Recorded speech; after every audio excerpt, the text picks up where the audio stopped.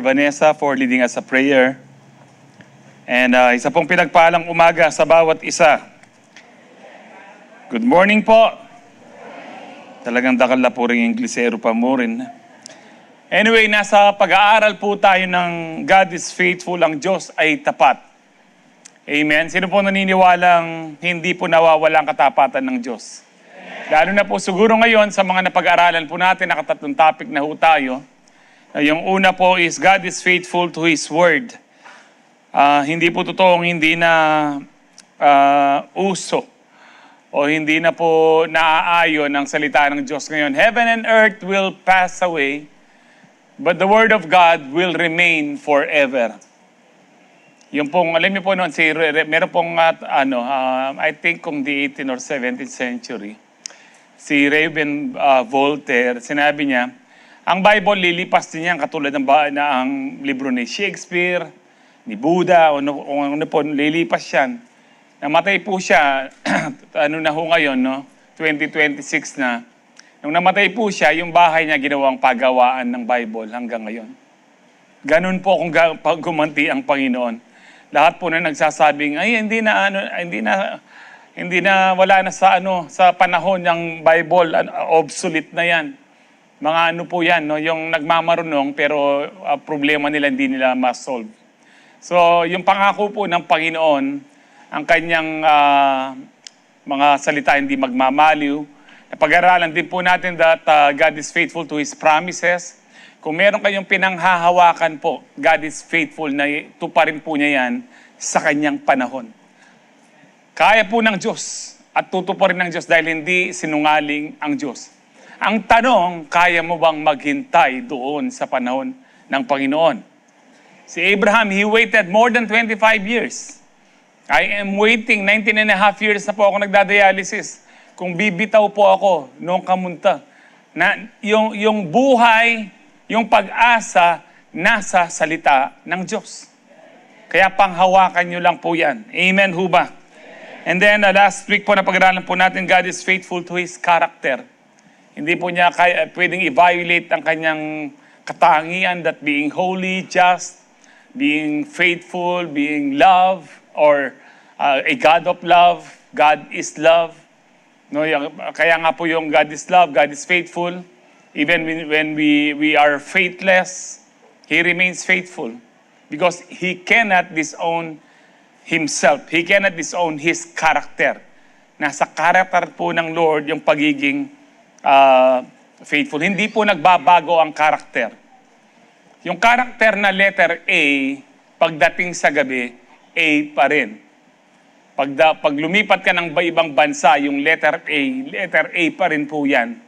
Yan po ang karakter, hindi nagbabago. Amen po ba? Yung po mga taong paiba-iba yung karakter, doble kara po ang tawag dyan. No, hindi lang doble kara, kung minsan mas marami po. And hindi ko na po patatagalin, medyo mahaba po kasi ito. At saka meron pa po tayong special number yan, live. Choir live la, mabiela. Anyway, God is faithful to the end. Hindi lang po magiging tapat ang Diyos. So okay na ako dito, sobra na kayo. Binigay ko ng aking bugtong na anak, okay na ako dyan, bahala na kayo. Hindi po.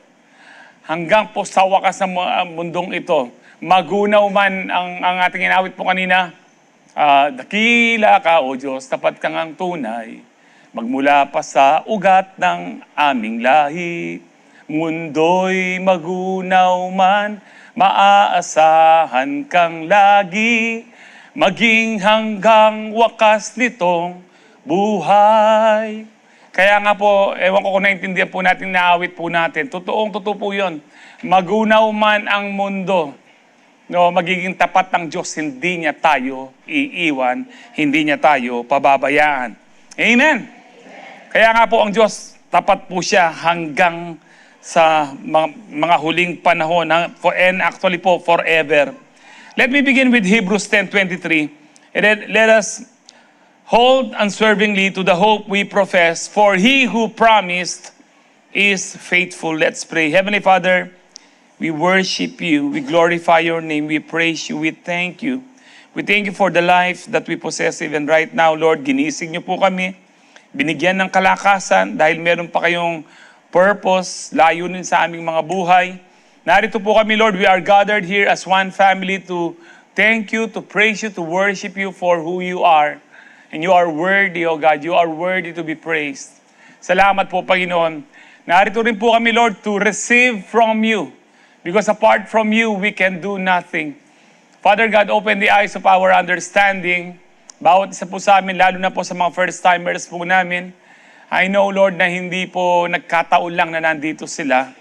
Itinakda mo po ang araw na ito, ang oras na ito, upang katagpuin mo po sila. And Lord, Holy Spirit, do as you please. Lord, kumilos po kayo. But open the eyes of our understanding that we may receive your full message, your full blessing, the full revelation from your word. That as we receive your message, Lord, we may be transformed, changed by the renewing of our minds through your powerful word. And Father God, as I declare your word this morning, I declare healing, deliverance, salvation be upon your people today. To you be all the glory, honor, and praise. In Jesus' powerful name we pray. Ang lahat po'y magsabi ng Amen. Palakpakan po natin ang Panginoon. Let us hold unswervingly to the hope. Panghawakan natin yung pag-asa natin that we profess, kino-confess, na pinaniniwalaan po natin sa Diyos po. No? For He who promised is faithful. Tapat po ang Diyos. Panghawakan lang po natin. Kasi po, halimbawa may pinanghahawakan po kayo, ilang taon na yan. Mas matagal pa ho ba sa akin? I've been in dialysis for 19 and a half years. Bukas po, dialysis na naman, 3 times a week. No, And sabi ko nga ho, kung bubitaw na ako sa salita ng Diyos, sa pangako ng Diyos noon pa, wala na po ako ngayon. Kaya kung bibitaw ka ngayon, saan ka pupunta? Anong gagawin mo? Magre-rebelde ka? Magbe-benefit ka doon? Sasaya ang buhay mo? Magsasagana ka? No. Kaya nga po nung minsan nagsalita po ang Panginoon, it's a very hard teaching and it offended many Jews. Na sabi ng Lord, kung di nyo kakainin ng aking laman, inumin ng aking dugo, hindi kayo karapat-dapat sa akin. Sabi ng Panginoon. And then sabi po nila, this is a hard teaching. Sino pwedeng tumanggap nito? And then sabi ng Panginoon, ang sinasabi ko ay spiritual. Hindi nyo ba naintindihan? Ganun pa ba? Nag-backslide po ang lahat. Yung 12 lang ang natira. Sabi ng Lord sa 12, hindi ba kayo aalis? Sabi ng Panginoon.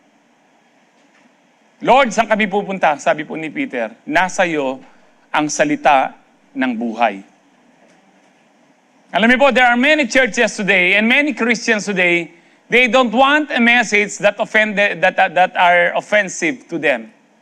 Ayaw nilang nasasaktan, pero hindi ang Calvary Temple.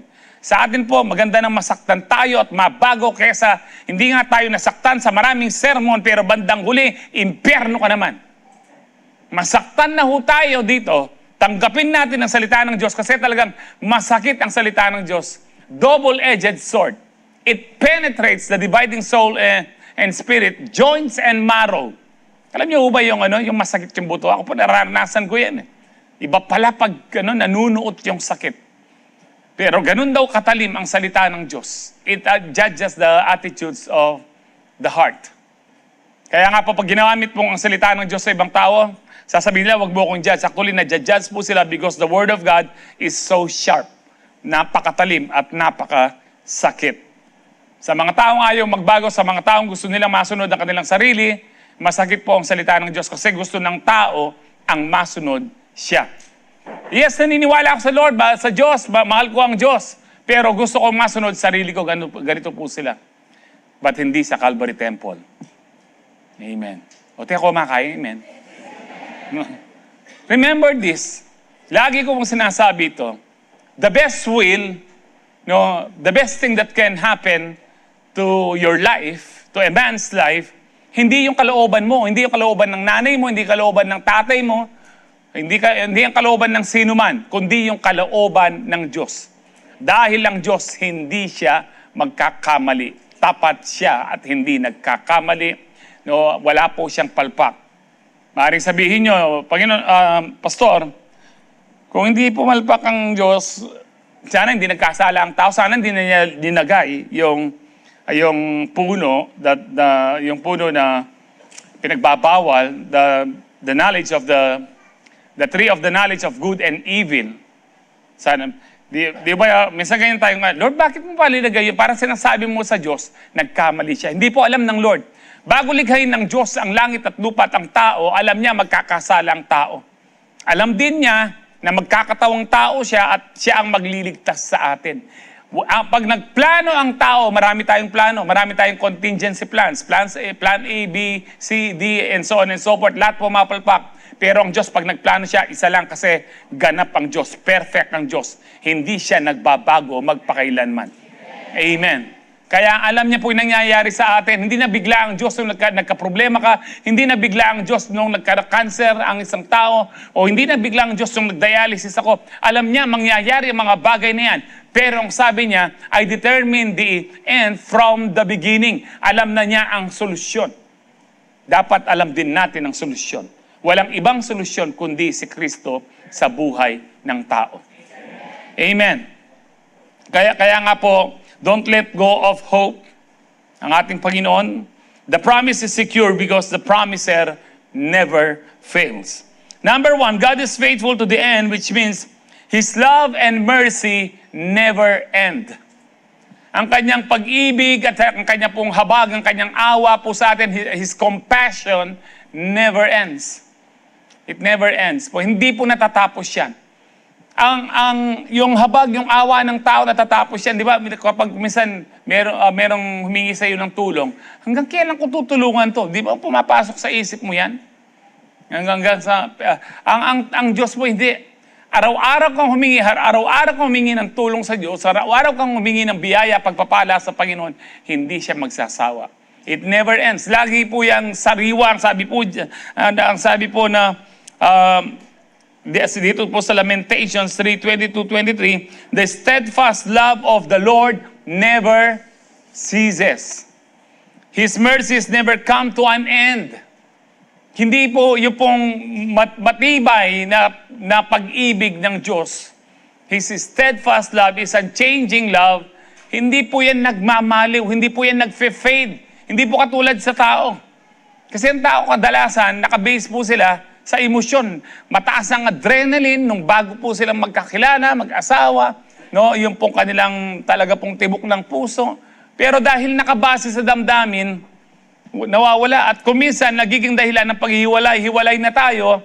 Bakit? Kasi wala na akong nararamdaman sa iyo. But ang true love, ang pwedeng mag-define lang yan, sino? Ang Diyos, because God is love. Hindi pwedeng i-define ng senador o sino ng presidente, ng congressman. Lalong-lalo na ang mga LGBTQR, XYZ. Walang sino mang tao ang may karapatan na bigyan ng ibang kahulugan ang pag-ibig. Dahil Diyos lang ang pag-ibig. At ang pag-ibig ng Diyos, it's volitional. It's not based on feelings. It's based on decision. Na kahit tayo yung napakasama, rebelde sa Kanya, nagkatawang tao siya, upang siya ay magkaroon ng banal na dugo pantubos sa ating kasalanan. Dahil yun lang at wala ng iba pang paraan. Ewan ko kung kayo natanong nyo rin ito. Ako po natanong, di ba Lord, Diyos ka naman pong high school ako. Ba't pinili mo pang magkatawang tao, pahirapan mo pa sarili? Ba't di mo na lang kami patawarin? Simply because hindi lang po God is love, God is just. Sabi ko nga po, nung nakaraan, alam niyo po, kung ang Diyos po, during the time of Adam and Eve, nagkasala po sila. Kung basta na lang niya, sige na nga, pinapatawad ko na kayo, total prutas lang yan, no? No big deal. Parang ganyan lang po sa atin yan, no? Dito na kayo. Alam niyo po, parang sinaserve niya yung love, pero nasa niya yung justice. The justice is the wages of sin. Hello, sound check. At mawawala yan. For the wages of sin is death. Ang kabayaran ng kasalanan ay kamatayan. Dapat merong mamatay. Banal na dugo ang pambayad. Yun po ang batas. Yun po ang batas. Kailangan may pambayad. Kaya nga po sa katalinuhan ng Diyos, no? Kung hindi, sisirain po diyan katangian niya kapag tinanggap lang niya basta ang tao muli na walang nagbayad. Kaya po actually yung forgiveness, hindi po yan libre. Kung hingi ka ng tawad, meron pong restitution yan, lalo na kung involved ay pera. Yung pong patawarin mo ko, hindi ako makakabayad ng utang. No? Hindi po. Noong pong na-born again si Zacchaeus, kilala niyo po si Zacchaeus? Yung basketball player? No, napakalit na tao na-meet niya ang Lord sa sycamore tree. Pumunta sa bahay po, and then at the end of the meeting, sabi ni Zacchaeus, Lord, magmula po ngayon, lahat ng dinaya ko, ibabalik ko 4 times. Kalahati ng kayamanan ko, ibibigay ko sa mahirap. Hindi sinabi ng Lord, hindi mo na kailangan gawin yan. Okay na yung nagsisi ka. Meron pong restitution. Kung meron kang kinuha at pwedeng ibalik, kasi meron kasalanan, hindi mo naman, walang restitution, hindi mo pwedeng ibalik, nasaktan mo lang ang damdamin. Pero yung meron kang kinuha, kailangan ibalik mo. Amen po ba? Pero sa kabuuan ng ating kasalanan, kailangan may restitution, merong magbayad. Ang pinagbayad, ang dugo ng ating Panginoon. Kaya nga po, kung pababayaan naman tayo ng Diyos, sina Adan, nung panahon na yun, bababayaan niyang tao, pumunta na lang kayo ng impyerno, kasi matuwid ang Diyos. Lahat na nagkasala, punta ng impyerno. God is just. Pero nasan yung God is love? Pero para mabalanse yan, because God is holy, sa kanyang katalinuhan, alam niya magkakatawang tao siya. No? Para iligtas tayo. Kaya nga po yung cross, ang sabi ng Romans chapter 3, yung bandang huli ng verses 20-something, yung pagkapako sa cross ni Kristo, it's a demonstration of God's righteousness. Na sa cross, makikita mo doon ang pag-ibig ng Diyos. Na pinagkaloob niya ang kanyang bugtong na anak. Sa cross, makikita mo doon ang justice. Yung God is just, matuwid siya. Binayaran. Hindi tayo basta pwedeng pumasok sa langit kung walang pagbabayad. And in fact, yung mga Old Testament saints, nung namatay sila, hindi agad sila sa langit. Nasaan po sila? Nasa paradise.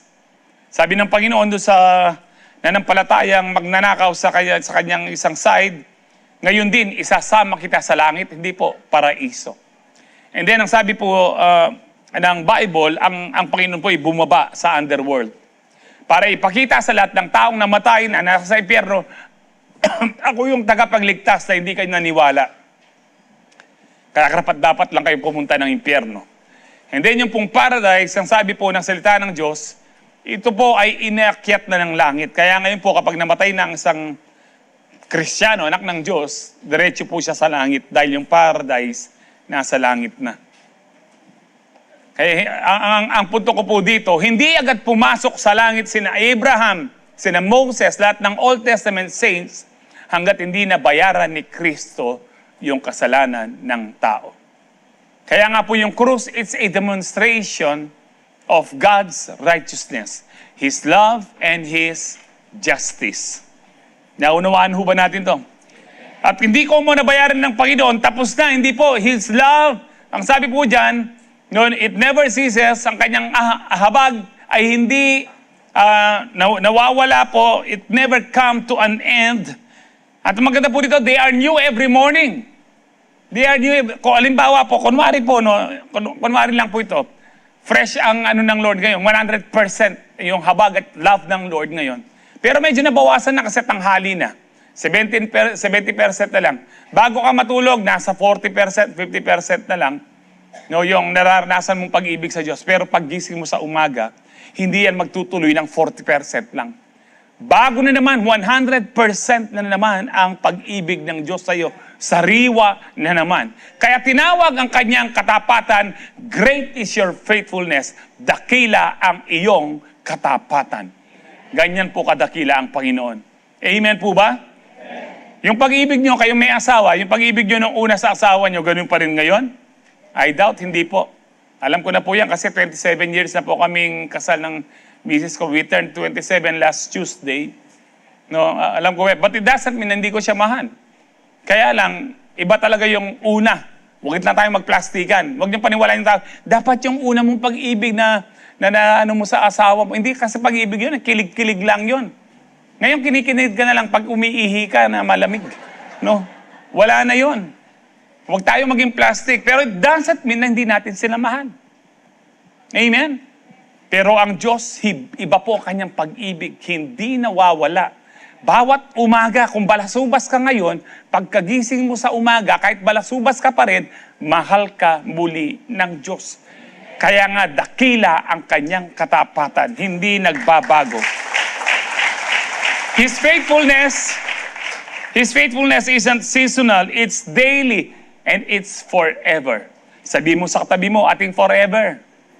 May forever, kapatid. Sa Diyos, may forever. Pero did you know, kahit kay Satanas may forever, forever suffering, forever pain, forever barbecue. Sa Lord, forever, ginhawa. Forever rest, forever peace, forever, talaga pong joy ang bibigay po sa atin ng ating Panginoon.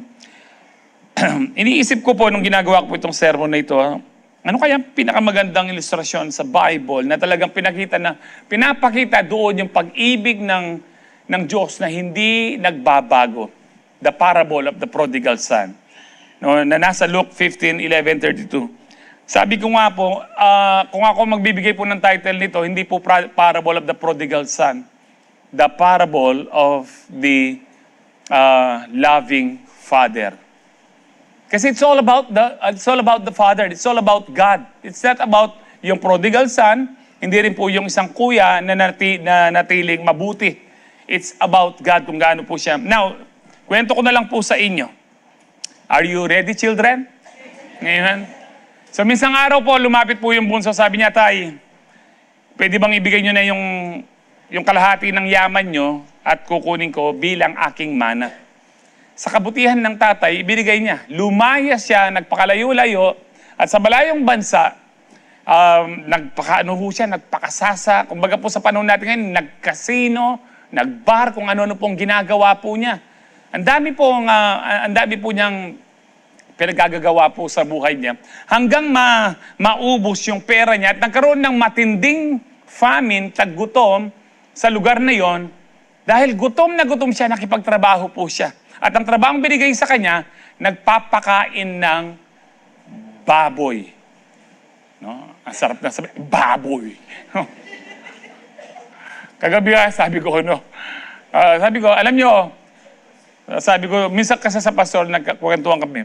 Sabi ko sa kanila, alam nyo ba bakit yung mga biik nakayuko sila lagi? Nung pinanganak ko, nakayuko lagi yung biik, di ba? Sub lang. Bakit? Bakit sabi nila? Kasi nahihiya sila yung nanay nila, baboy. Nanay ko pala, baboy kanya. Kaya nakayuko nila po sila. Well, anyway, gusto niyang kumain nung pagkain ng baboy. Kanyaw. Kanyo. Kaning baboy. Kanyo, di ba? Bayo, bayaw. Kanyo, kanya. Sabi niya, natauhan. Sabi niya, teka muna, sa bahay ng aking ama, masarap ang pagkain ng mga katulong namin. Alam ko na kanya. Babalik ako sa aking ama, sasabihin ko, Ama, nagkasala ako sa Diyos at sa iyo. Hindi na ako karapat-dapat na tawagin mong anak. Ibilang mo na lang ako katulad ng ibang katulong mo. So 3 po yung reason niya na sasabihin niya sa tatay niya na bakit siya babalik. Hingi siya ng tawad, Ama, nagkasala ako sa iyo at sa langit at sa iyo. At hindi na ako karapat-dapat na maging anak mo. Ibilang mo na lang ako, pangatlo, na katulad ng ibang katulong mo. So, madaling salita po, umuwi po siya. Malayo pa lang natanaw na ng ama at tumakbo ang ama papalapit sa kanya. Niyakap po kahit mabaho at na kahit amoy kanya o yung pong kanyang anak. And then sabi po ng anak, recite po niya yung kanyang confession, di ba? Ano yung confession niya? Ama, nagkasala po ako sa Diyos at sa iyo. Hindi na po ako karapat-dapat, pangalawa, na tawagin yung anak. Yung pangatlo, hindi na po niya nabigkas. Na ibilang nyo lang po sa ano. Siguro nung sinasabi niya, Ama, nagkasala ako sa iyo, tsaka sa Diyos at tsaka sa iyo, at hindi na po ako karapat-dapat. Tama na anak. And then, ano po ginawa po?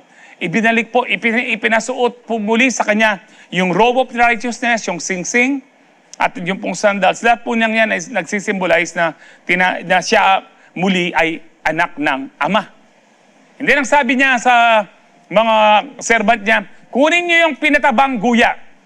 Ang ibig, hindi po niya sinabing, kunin niyo yung isa sa mga matatabang baka dyan. Yung pinatabang baka lang. Yun ang kunin. Ibig sabihin po yan, pag alis ng anak, nung nag-backslide yung anak, o lumaya sa bahay nila, meron ng itinakdang isang baka na pinapaalagaan ng ama upang sa pagbalik ng kanyang anak, magse-celebrate sila. Kunin niyo yung pinatabang guya, at tayo ay mag-celebrate dahil yung aking anak na dating patay, at tignan niyo po ito, dating patay, ngayon ay nabuhay. Kapag wala ka sa Diyos, ikaw ay patay. Kapag nasa Diyos ka, ikaw ay buhay. At nawala, he was lost and is found.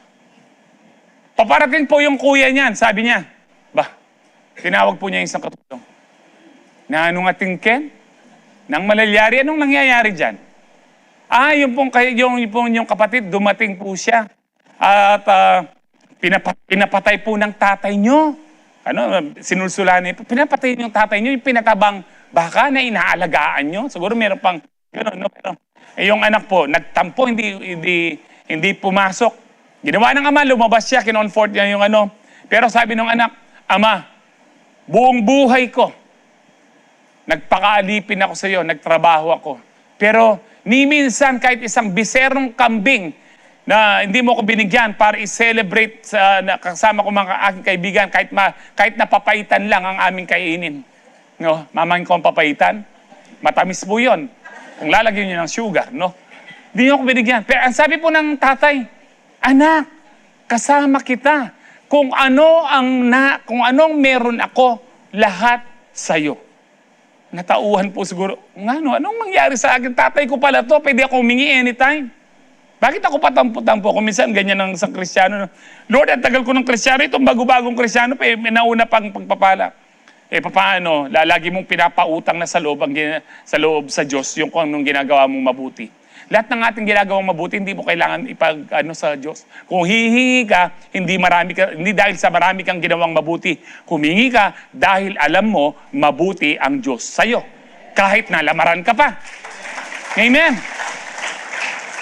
Then sabi ng aba, anak nga niya, kailangan tayong mag-celebrate kasi yung kapatid na dating patay, ngayon muling nabuhay, he was lost and is found. Amen? That is the grace of God. Kaya nga po, kung titignan niyo po dito, hindi nagbago yung ugali ng ama sa anak. Hindi po siya nagalit. Tignan po natin yung mga ilan-ilan na natin, no? Nag-prepare po tayo ng 5 points diyan sa kwento. Una po, God's love waits for you even when you run. Now, sabi ko nga pa, dapat po ang title nito, it's the parable of the loving father. Pero kasi yung title, wala naman talagang, hindi po sinulat talaga yan. No? Nilagay lang ng kung anong translation meron kami. Mga translation, walang titles ang lahat, dire-diretso lang. But anyway, this story doesn't insinuate or suggest na okay lang mag-backslide. Lalo na sa panahon po natin ngayon. No? Pero kung may kilala kayong backslider, na tumaligod sa Diyos, sabi mo, bumalik ka, tatanggapin ka ng Diyos muli, na ikaw ay muling magiging anak niya. Dahil mapagmahal ng Diyos. His love, His mercy, they never end. Amen. Kaya nga, dito po, God's love waits for you even when you run. No, di ba nung kinuha po ng ang story point po dito, nung kinuha yung mana nung bunso, lumayas siya. Pero sabi nga ho natin dyan, yung truth, God doesn't chase you with condemnation. He lets you go. But He never stops loving you. His love is faithful even in your rebellion. Yung pag-ibig ng ama, kahit lumayas yung anak, mahal pa rin niya.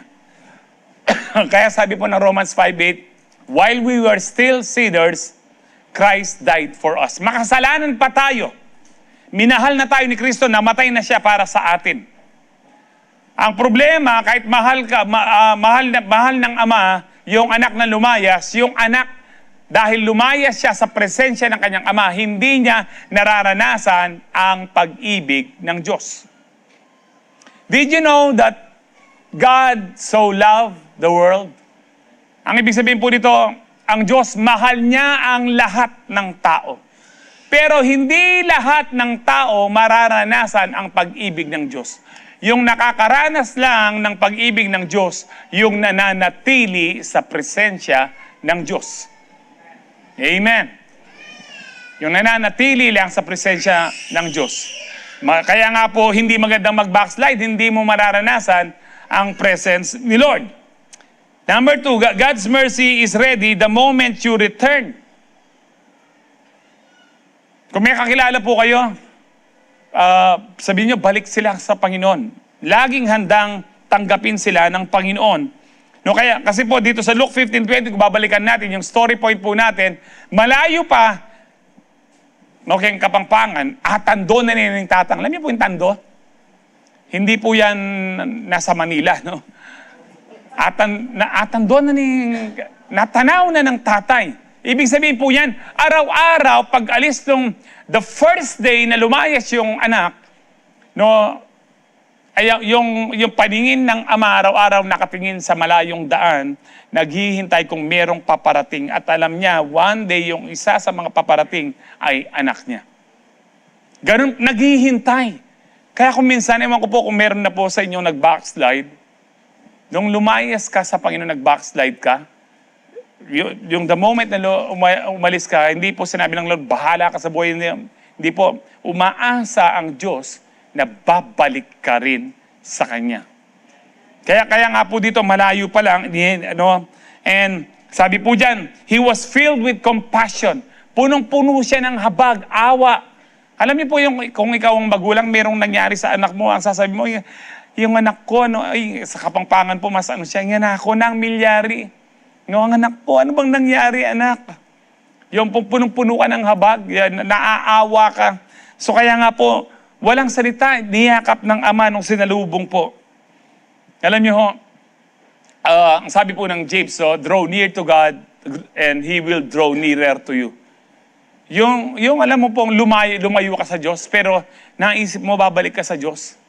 Nasa kanto ka pa lang dito po sa Agapito, no, nararamdaman mo na yung presence ng Lord. Nasa gate ka pa lang ng church, nararamdaman mo ng presence ng... Anong ibig sabihin po doon? Sinasalubong ka na ng Diyos na mayroong pagyakap ng banal na Espiritu. Anak, na-miss kita. Welcome back. Ganito po yung, hindi nagmamaliw ang kanyang pag-ibig, hindi nagbabago ang kanyang pag-ibig, hindi nagbabago ang kanyang awa. Constant po lagi. Hindi nyo ba na-appreciate ang Lord dito? Constant pong. Tayo pong mga magulang, alam po natin to, mahal natin ang ating anak, pero yung pag-ibig natin sa kanila, hindi po yan constant, nagbabago. Mas gustong-gusto mo ang anak mo kapag siya ay masunurin, di ho ba? Pero kapag matigas ang ulo, o kaya wala ka sa mood, no, wala na rin. Pero alam niyo ba, ang Diyos hindi po siya moody, hindi siya nawawala sa mood. Just imagine kung yung karakter ng Lord, no, napag-aral natin last week, pamud-mud siya. Sabi, nagpipray ka, Lord, hoy, tumigil ka, wala ako sa mood mo. Baka matirisang lang kita dyan. Mamaya ka na lang pabayaan mo kung Diba? May mga ganyan po, mga magulang lapitin ka. Ma, meron akong time. Ay, tumigil ka, wala ako sa mood. No? Ang lang nun, ayaw niya niyang bigyan ng pera. Kaya pag tuwing kalapit siya, alam niya, pera, wala ako sa mood. Matatakot na yung anak. Pero ang Diyos, hindi nagbabago ang kanyang mood. Lagi kanyang mahal. At laging gusto ng Diyos na i-bless ang kanyang mga anak. Hindi dahil karapat dapat tayo. Kasi naisip natin kung minsan, Lord, hingi ako kapag humingi ka sa Lord, at pumasok sa isip mo, in Jesus' name, wait lang po.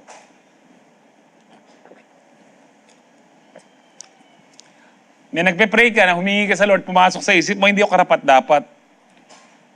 Halimbawa, humingi ka ng bahay, dahil hindi ka karapat dapat, Lord, sana bigyan mo ko yung bahay kahit isang kwarto lang, kahit nandun na lahat, nandun na kusina, nandun na. Tapos yung anak mo, 10 kayo, no? Hindi ho. Alam niyo po, kung hihingi ka nun kay Lord, humingi ka na kung kung ano yung gusto mo. Lord, gusto ko ng bahay na may ganitong 5 kwarto, 3 CR, 10 swimming pool. Na ganyang kalalaki, kasya ang butete. No? Alam niyo po, nung nag-pray po ako ng bahay specific, no?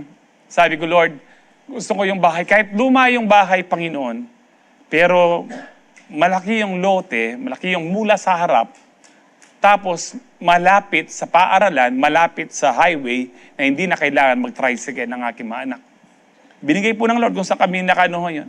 That day lang po, that day na nag-pray ako at umikot po ako, kasi ayoko pong mang-upa panghabang buhay, no? Binigay po ng Lord. For sale or for rent, ang sabi po niya. Nakita ko po, na-inlove ako agad sa... Ang mali ko lang, sana sinabi ko, Lord, gusto ko ng bahay, bago. Sabi ko, kahit luma, sige, luma ang pananampalataya.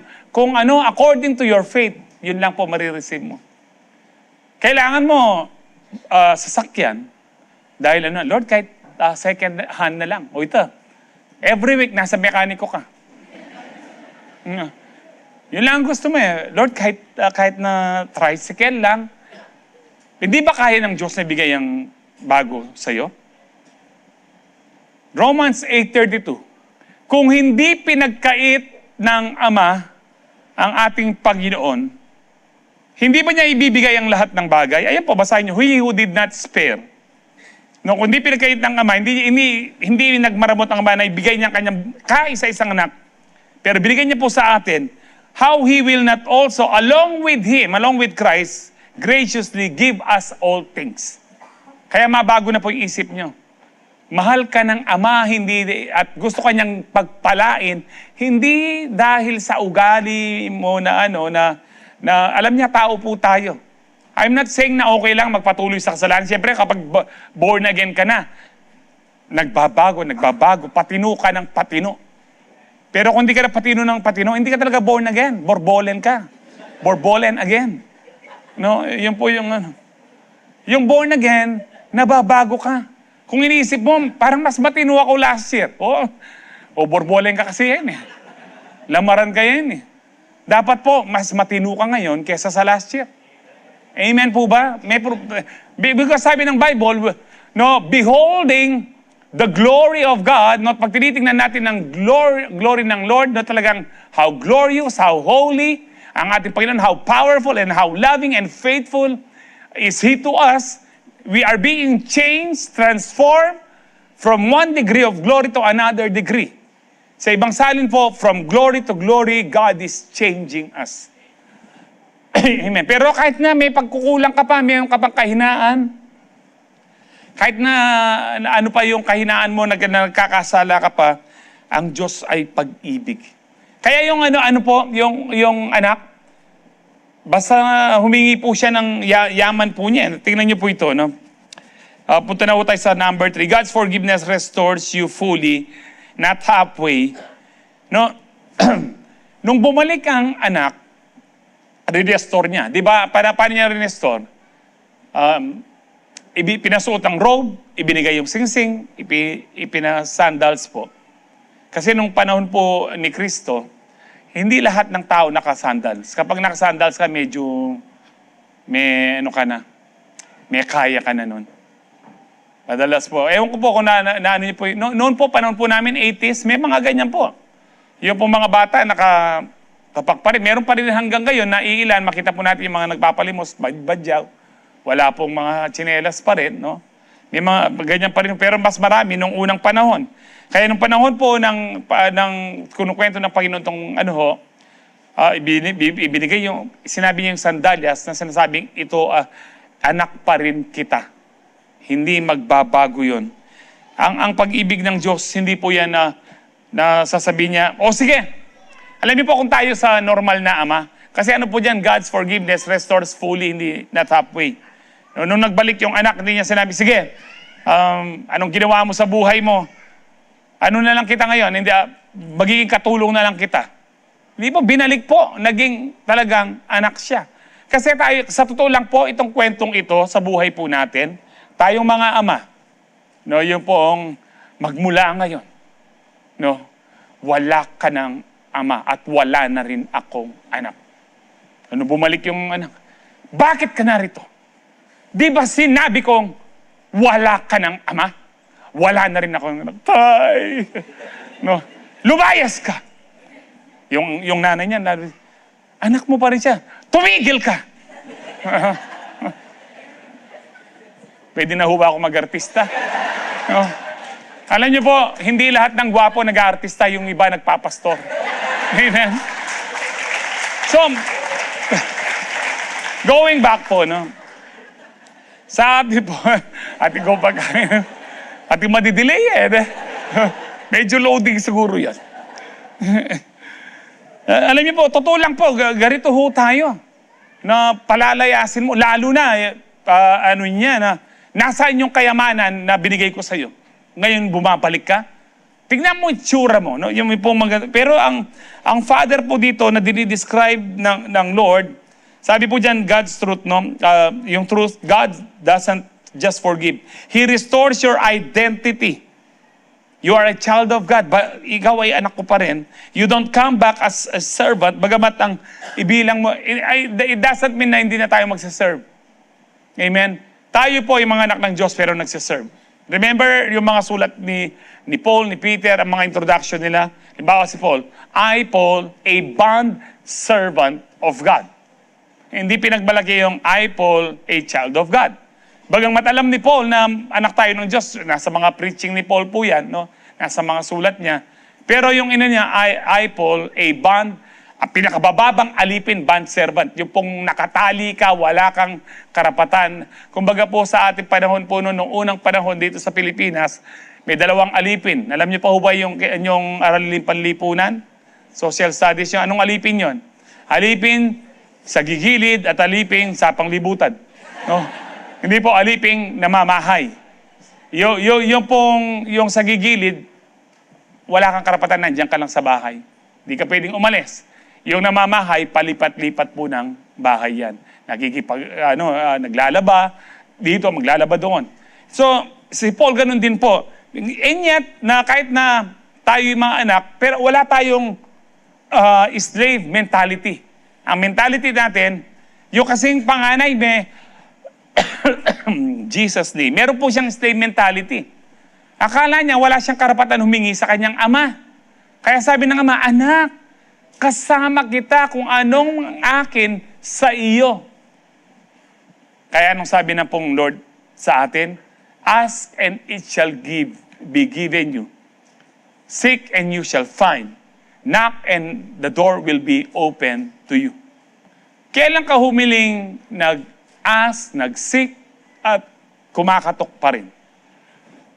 Dapat mong butigilan. Kasi po kapag ikaw ay humingi, lalo na sa pangalan ng ating Panginoon, lalo na according to His will, hindi pwedeng hindi pagkakalob ng ating Panginoon. Now, number 4, dito na pupunta tayo sa 4. God's love never keeps score.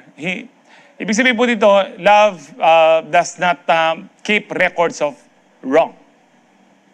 No, hindi po niya binibilang ang ano po niya dito. Nung pong bumalik ang anak, yung tatay hindi niya sinabing, nasaan na yung kayamanan ko na nilustay mo? No? Tinatanong niya kung nasaan, alam naman niya na nilustay. No? Pero hindi po ganun ang sinabi ng ama. Wala siyang in-interview muna nung sinalubong niya o namilyari kaya hindi. Kaya kapartutan mo. Mabiyeko pa, kinuha mo no rin. Alam niyo po sa ating mga Pilipino, yun, di ba? Mabiyeko pa. Buhay pa ako, pinag-uusapan niyo na yung mana. Nung namatay na, hindi pa rin napag-usapan yung mana, nag-away-away ngayon yung magkakapatid. Nung buhay pa, pinag-uusapan, o ikaw na ganyan, yung lupa sa inyo yan, ganyan. Hindi, kay na lang, mabait yung magkakapatid, nagmamahalan, nung nag-asawa na, may demonyong asawa. Panganay ka, ikaw yung may karapatan doon. Yung isa naman, bunso ka, ikaw yung may karapatan doon. Alam nyo, kaya nga pa pag nag-asawa kayo, kayo mga single, yung may asawa na, wala na kayong chance, happy na yan. Ang nyo lang dyan, pinaka-chance yan, every night pag-pray nyo, Lord, baguhin mo itong demonyong asawa ko na maging anghel. No? Ganyan lang po. May mga nagbago naman po. Marami pong nagbago dun sa mga tinuruan kong ipag-pray nila, pati yung mga anak nila na habang nakiga ipag-pray. But anyway, importante po kapag nag-asawa kayo, alam mo na hindi kanya aanuhin na dati yung magkakapatid, nagmamahalan dahil sa kapiranggot na lupa. Alam ko po ito kasi dati po si Judge sa Tangilinan, nung active pa siya. Pag pumupunta kami sa office niya, minsan natanong ko, Judge, ano po yung pinakamaraming kaso na hawak nyo? Pinakamaraming kaso, away sa lupa. May mga Kristiyano din daw po. Kapirasong lupa pinag-aawayan. Mabiya ko pa. Kaya kung meron kayong pamamana, singit lang. Ngayon pa lang, pag-usapan nyo na. O anak, marami akong lupa dyan. 10 yung paso. No, hati-hati kayo. 2 paso sa'yo, 2 paso. Well, anyway, ito pong father, hindi po niya pinanghinayangan yung kalahati ng kanyang yaman na winaldas lang kanyang anak. Mas mahalaga kasi yung kanyang anak kesa sa pera. Mas mahalaga yung anak niya kesa sa pera. Amen. Minahanan mayon balbal kamal na paano yan, minanagayan kang mako. Yung parang pinamukha mo sa anak mo na parang wala siyang kwenta, mas may kwenta yung nabasag niya. Di ba ganyan ho tayo? Ba't yan yung gamit mong pinggan? Pambisita lang yan, balik mo yan. Gamitin nyo yung pangapo, yung plastic, yung kapag kumakain ka, umiikot siya. No? Baluyo yan eh. Mamang, pampihira ka mo. No? Tapos dapat lagyan mo ng basa, tissue para hindi siya umikot. No?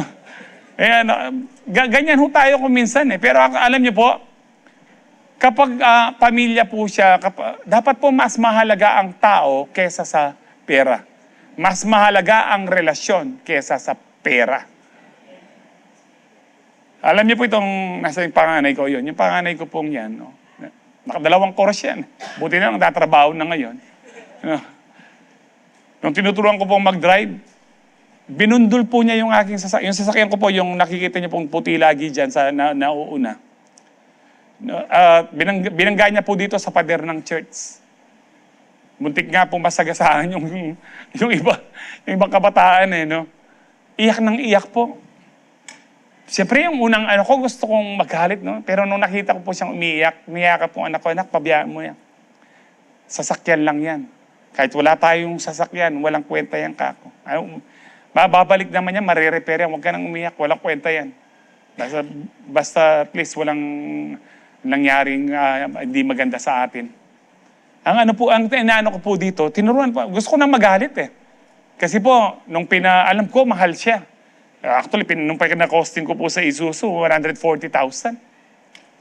140,000 po yung may ninong po akong mekaniko. Sabi ko, sabi ng 140,000. Tanong mo sa insurance, turuan ko lang po kayo, huwag yung sikreto lang po natin to. No? Tayo-tayo lang. Tsaka yung mga nanonood.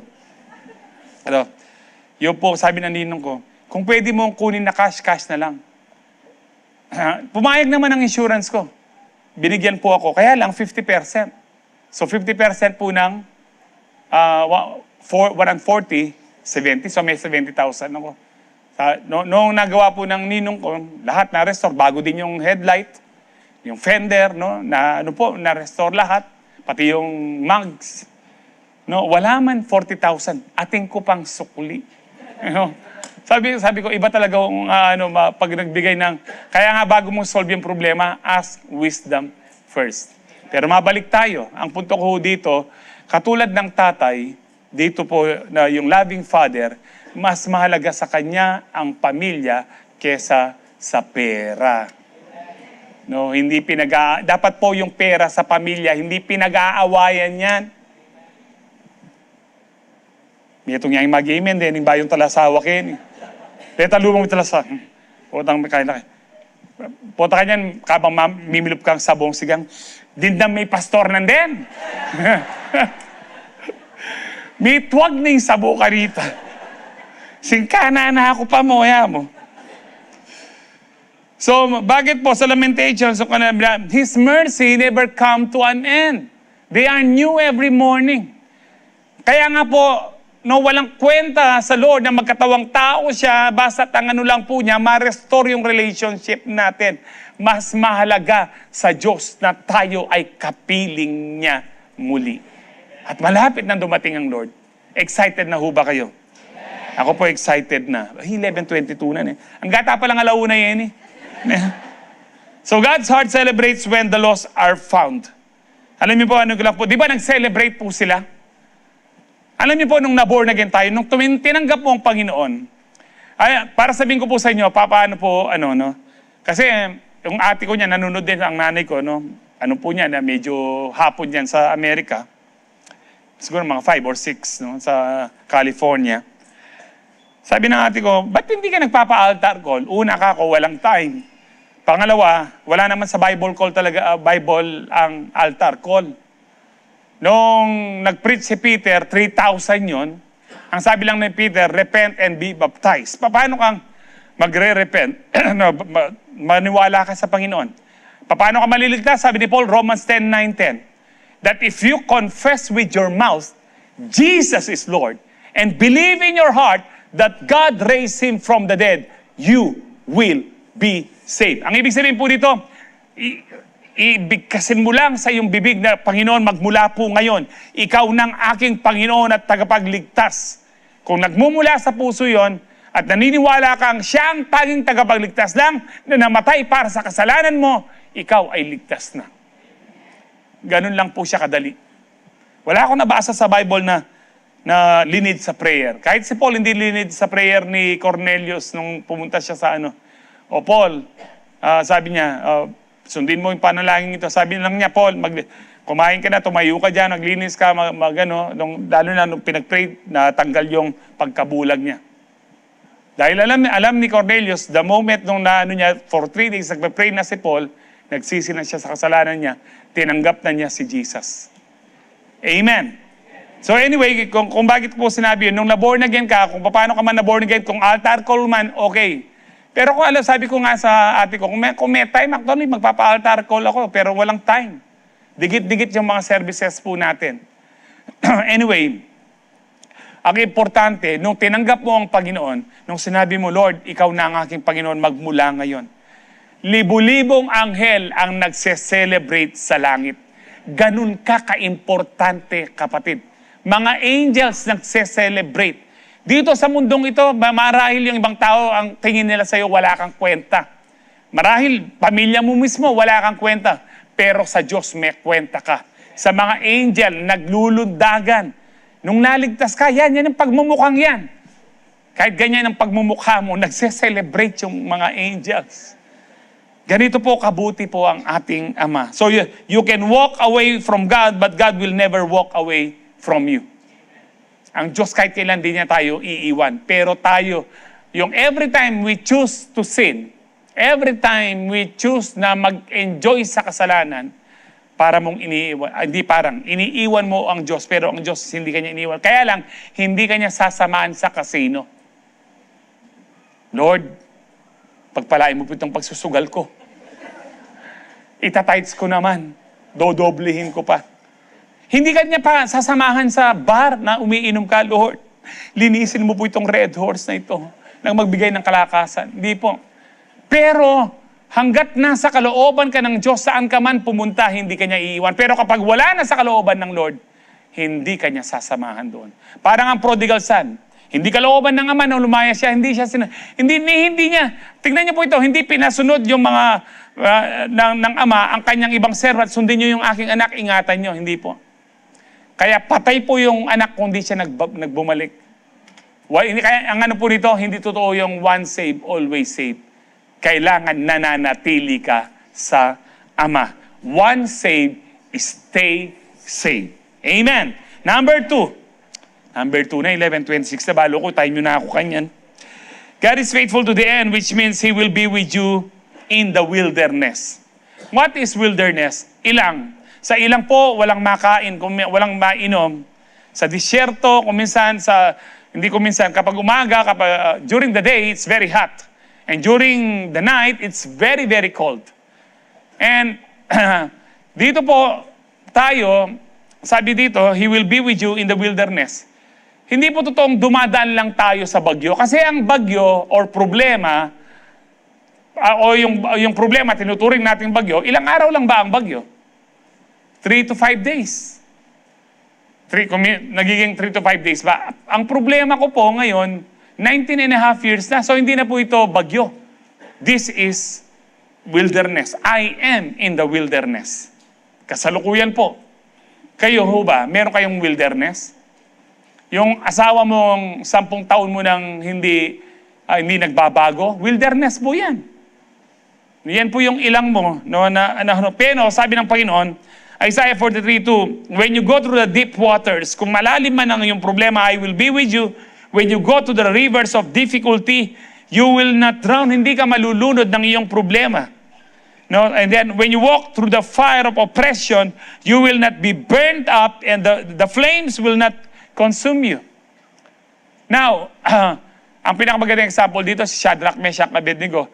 Nebuchadnezzar, kahit na anong gawin mo, hindi kami sasamba sa iyong mga Diyos, lalo na sa rebultong ginto na pinatayo mo.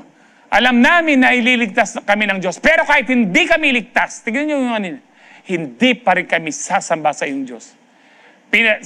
Nag-init ang ulo ng Nebuchadnezzar. Pinainit po yung orno ng 7 times. Sobrang init yung naghagis ng mga lalaking katawan na sundalo na matay.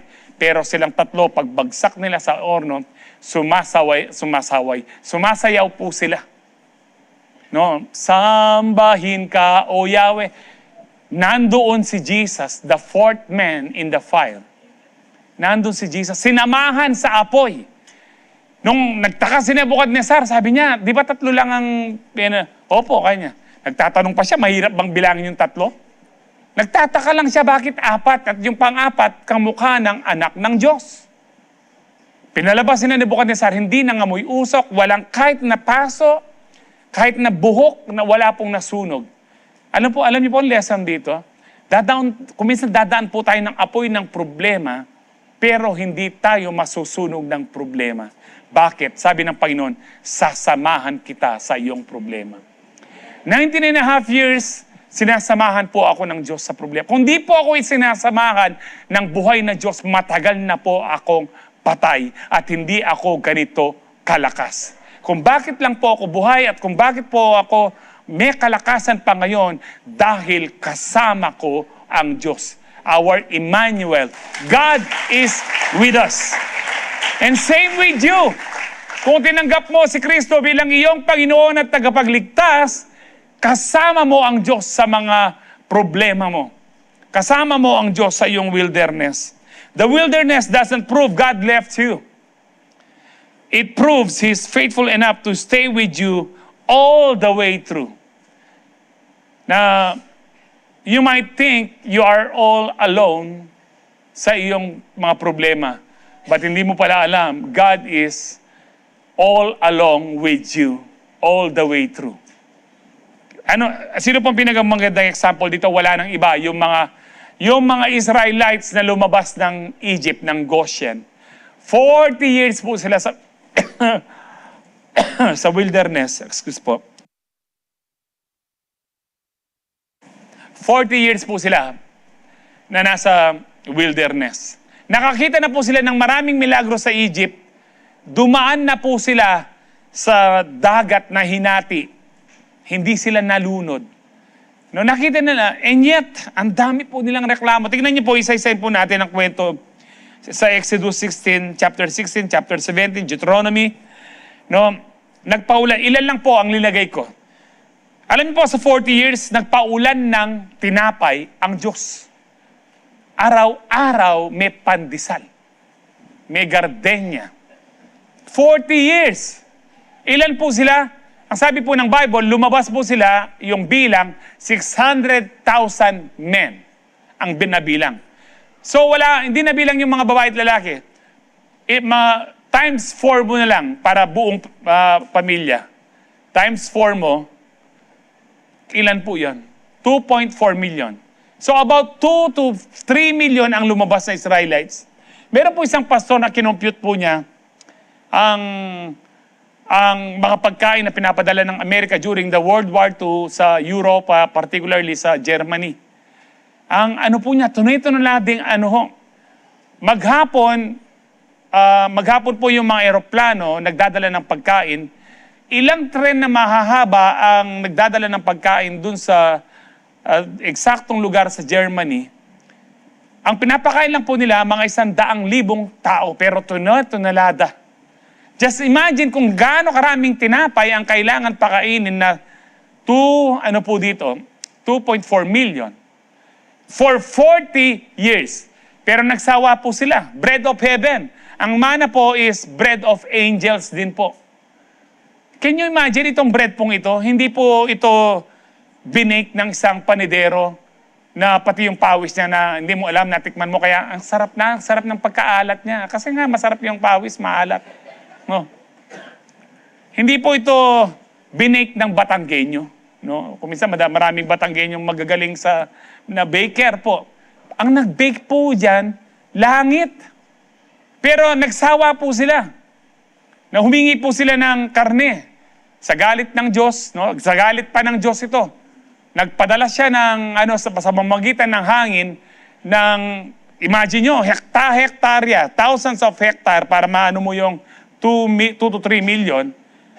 2 to 3 feet na pugo nagpadala ang Diyos. Tuwang-tuwa po sila. Habang po yung karne nasa lalamunan pa lang, pinatay ng Diyos yung mga masisiba at nagre-reklamo.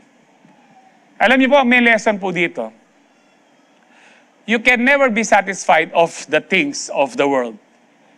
Pero ito ang sasabihin ko sa inyo, you can never be satisfied din of the things of heaven.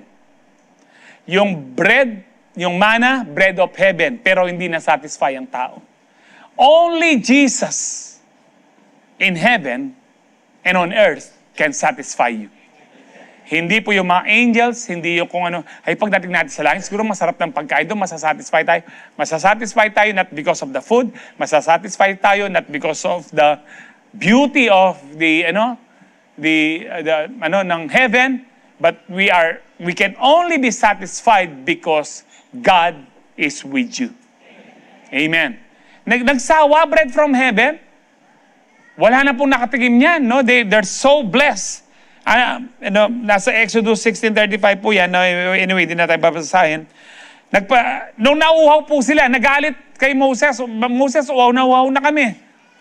Alam niyo po, ilang galon na mineral water ang kailangan mo sa 2.4 million?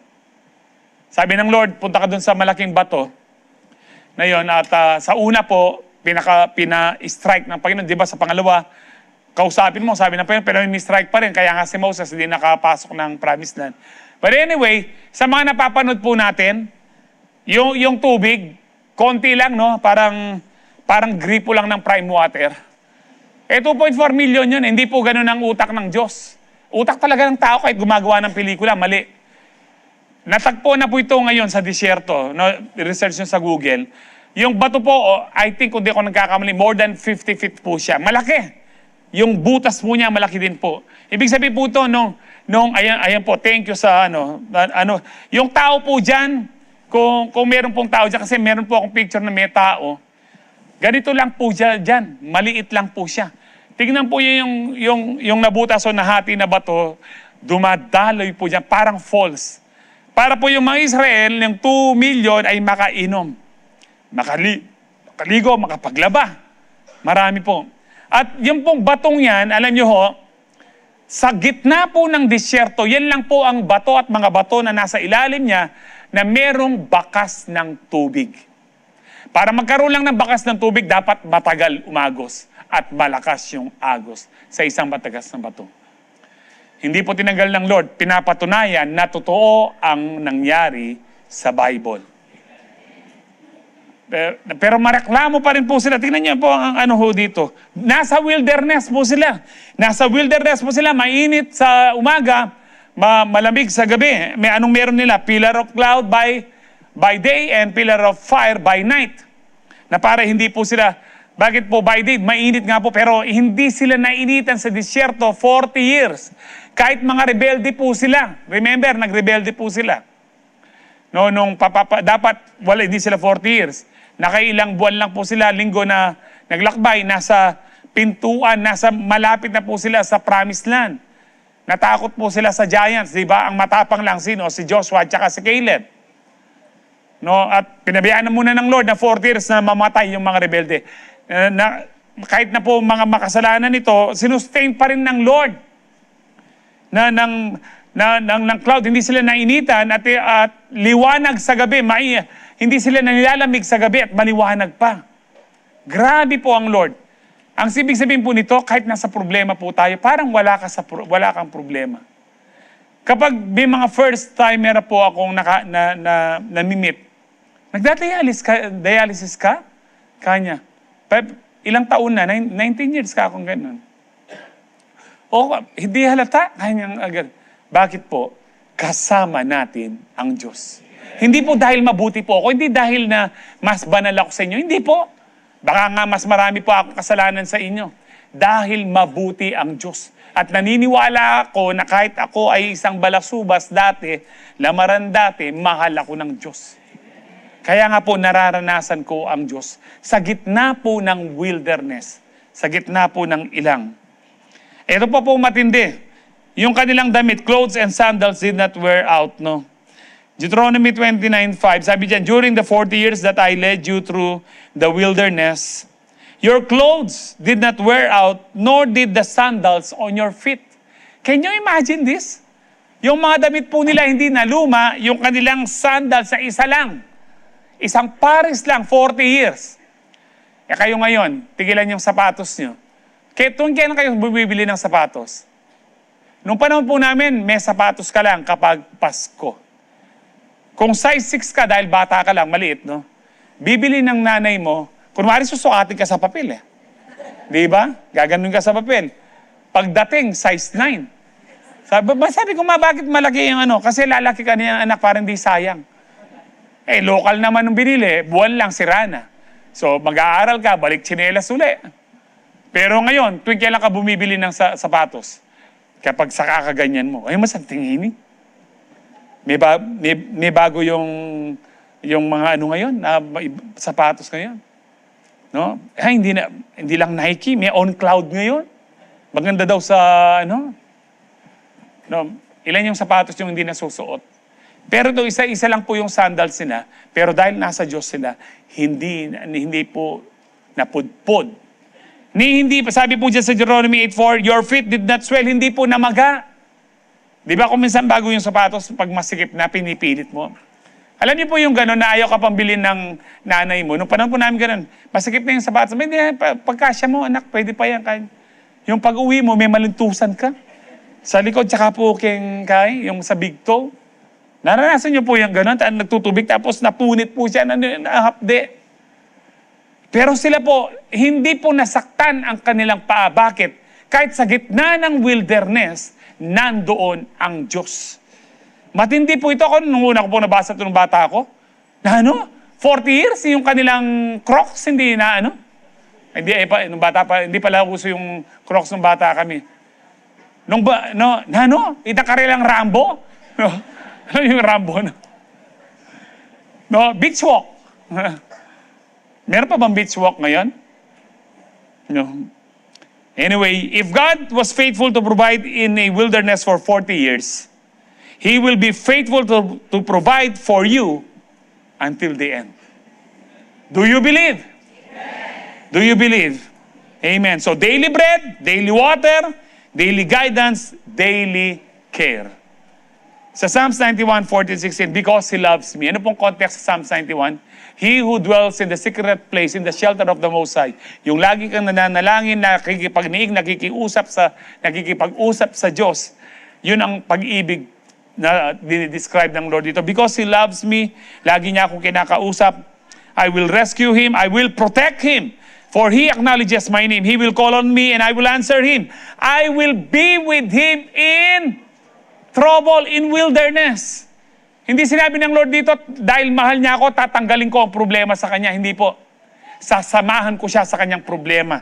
Pero pagkatapos ka sinamahan ng Diyos, later on, I will deliver him. Tatanggalin ka na niya sa iyong wilderness and honor him. With long life, I will satisfy him and show him my salvation.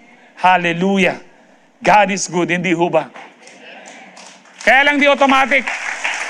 Doon lang sa mga nagmamahal sa Diyos, yung may panahon sa Diyos, mararanasan nyo ang Diyos sa inyong mga problema na parang walang problema. So the wilderness isn't where God abandons you. It's where He proves He is with you, for you, and faithful to the very end. Number 3, God is faithful to the end, which means He will sustain you until the final day. Ang ibig sabihin po niyan, aalagaan ka ng Diyos hanggang ikaw ay matigok. Hanggang sa huling hininga mo. Forever po yan. No, forever po yan. Kasi po, ang kamatayan sa atin po, hindi po yan ang katapusan. Sa isang Kristiyano na kay Kristo, ang kamatayan, it's only the beginning of your, your eternal life na wala ng pain, wala ng suffering. Kaya hindi po nakakatakot sa atin ang kamatayan. Amen. Philippians 1:6, and I am certain that God who began a good work within you will continue His work until it is finally finished on the day when Christ Jesus return. O yan, liligtas na kita. Bahala ka na sa buhay mo, hindi po. No, actually, hindi pa tayo ligtas. Nasa sinapupunan pa tayo ng nanay natin, iniingatan na tayo ng Panginoon. At hanggang sa pagdating muli ng Panginoon, nandyan ang pag-iingat ng Panginoon. Tatapusin niya kung ano ang sinimulan niya sa bawat isa po sa atin. Your story isn't unfinished to God. He is faithful to sustain you every day until Jesus returns. 1 Corinthians 1:8-9, He will keep you strong to the end so that you will be free from all blame on the day when our Lord Jesus Christ returns. God will do this. Why? Because He is faithful to do what He says, and He has invited you into partnership, relationship with His Son, Jesus Christ, our Lord.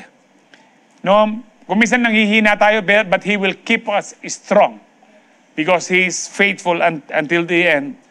Your endurance isn't on you alone. God who started with you will sustain you to the end. 2 Thessalonians 3:3, but the Lord is faithful, tapat ang Panginoon. He will strengthen you, napalalakas ka niya, and guard you from the evil one. Iingatan niya tayo. Marami na po, sumasama na po ang mundo. Pasama ng pasama ang mundo. Ngayon ho, mga baby, kung minsan mismong ama o lolo, rinerape yung anak. Magkasabwat pa. Ano niyo po sa balita yan? I think 2005, meron pong isang pastor, rinape at pinatay yung isang niyang kabataan. Hindi po ang mga polis nag-iimbestiga, hindi nila matagpuan for 2 weeks na, more than 2 weeks na. Ang ginawa po nila, sinerge nila ang simbahan. Sa likod ng simbahan, nakalibing yung bangkay. Nagpipreach yung pastor. Hindi ba napakasama? Pasama ng pasama po ang panahon po ngayon. Yung pong mga rider, meron pong minsan na sumakay, pagbaba, sinaksak po. Napanood niyo po yung balita? Kaya may mga rider po ngayon, wag niyo po akong saktan. May 2 anak ako, may pamilya po ako. Di maawa na po kayo, ganyan po. Alam niyo po sa atin, hindi tayo kailangan makiusap sa mga masasama. Makiusap ka sa Diyos. Lord, kahit nasa gitna ako ng danger, maraming kawatan, hindi nila ako mahawakan dahil pinuprotektahan mo ako. Every time nagte-text ang aking mga anak at ang aking asawa, pupunta kami sa ganito, ganyan-ganyan. Ang sinasabi ko lang sa kanila, pray. Dahil Diyos lang ang pwedeng mag-ingat sa atin. Kailan lang po, no? Yung pong dito po sa Angeles City, yung isang babaeng vlogger, di ho ba? Kinuha pa, po siya, no? Gustong karnapin yung sasakyan, gusto siyang i-rape, pinaghubad sa loob ng sasakyan. At kailan lang po, dito sa Pulumbulo, na kinarnap din yung sasakyan kasama yung driver. Hinulog po siya sa Tarlac na. Masama na po ang panahon, delikado. Pero huwag tayong matakot, for as long na kay Lord tayo, at nagpe-pray tayo ng daily protection, iingatan niya tayo, pati ang pamilya po natin. Amen. Iba po tayo, iba ang Kristiyano. nasa atin ang presensya ng Lord. He will strengthen you and guard you from the evil one.